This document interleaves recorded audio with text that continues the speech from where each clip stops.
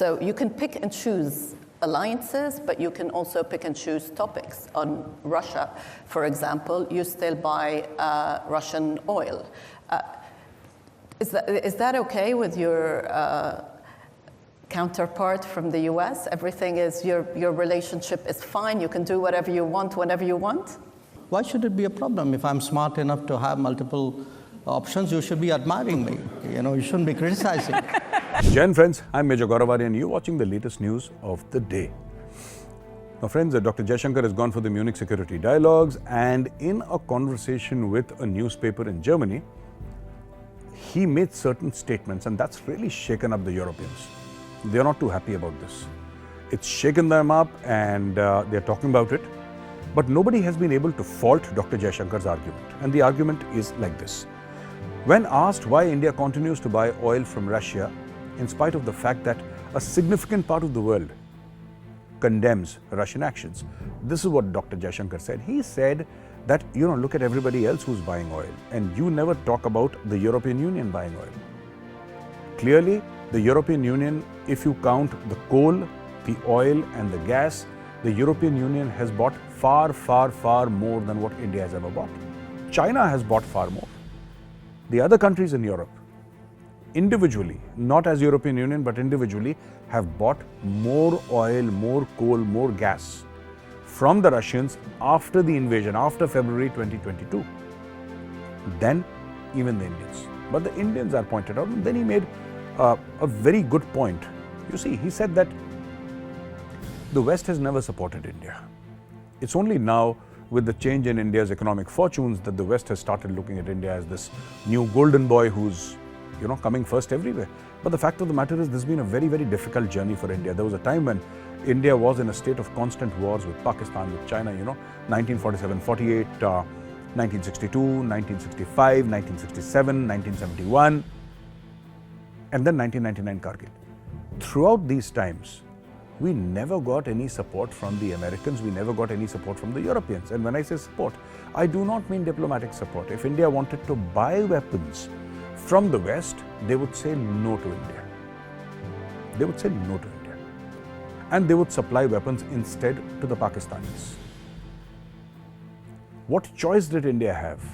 At that time, India's weapon industry was in a very fledgling and a nascent sort of stage.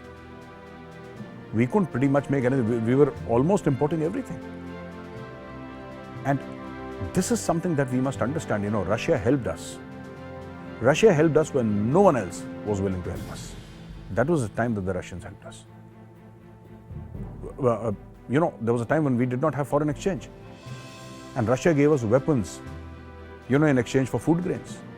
That's happened to India in the past, when India did not have any foreign exchange. But we had to fight, we had to secure our borders. Sure, Russia signed deals with that with India that were mostly one-sided. Yes, they were to Russia's benefit. But that was the time when we had no choice. And we had to fight. Today, the West gets all sanctimonious and says that, no, you guys are buying weapons from the West. That's because you refuse to give us weapons. Of course, we will buy weapons from Russia. Of course. Where else do we get weapons from? We'll buy weapons from whomsoever we feel like. We'll buy them from France, we'll buy them from Israel, and now we'll buy them from the United States of America as well. So this is something that Dr. Jaishankar brought out very clearly. And he also gave out data that, this much oil has been bought by the European Union. Europe does not produce oil. And if Russia stops giving gas, stops giving oil, stops giving coal to Europe, Europe will freeze to death. Then why point out at India? And like he very rightly said, Dr. Jaishankar very rightly pointed out. He says, you can't blame me for having options. Friends are supposed to give options to friends. And I choose to exercise my options, and if I do, you should praise me rather than pointing out. In this whole diplomacy thing, India has earned it. We have earned it by the sweat of our brow. We have earned it. We have sweated for it, we have bled for it. And we have made the world understand our point of view. Today, the world respects our point of view because we are successful. We are the world's, largest country by population. We are the largest, the fastest growing large economy in the world. the 5th largest economy going to become the 3rd largest economy, the 4th largest stock market, hopefully in the next 4 years becoming the 3rd largest stock market in the world. India cannot be ignored. And India will certainly not take lying down, finger pointing by these hypocritical Western countries who supported Pakistan because Pakistan was supposedly the great hope at one point in time. Just imagine. This is how wrong you can get in spite of your education and in spite of your universities if you think of Pakistan as the great big hope. Today, the same countries have turned their backs on Pakistan. Forget about condemning Pakistan, they don't even speak about Pakistan. And everybody is lining up outside the Prime Minister's office in New Delhi, saying that please give us a chance to invest in India because we think that India is the future of the world. Ladies and gentlemen, this is how the cookie crumbles. Thank you very much for watching this video, and if you like this video, press the like button.